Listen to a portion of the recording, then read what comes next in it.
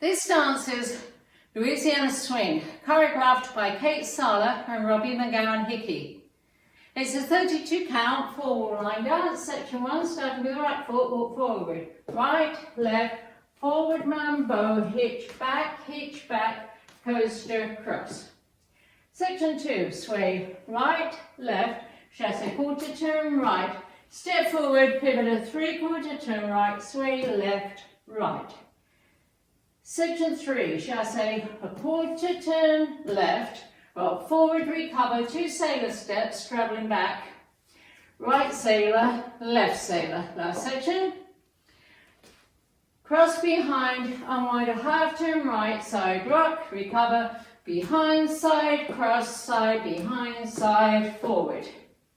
I'm now facing 3 o'clock, weights on my left, and I start over. Now let me go over the dance with a count.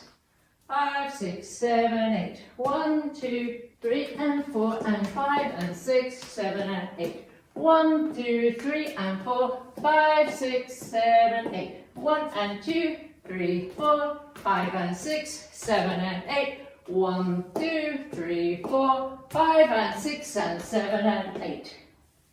And that's the whole dance.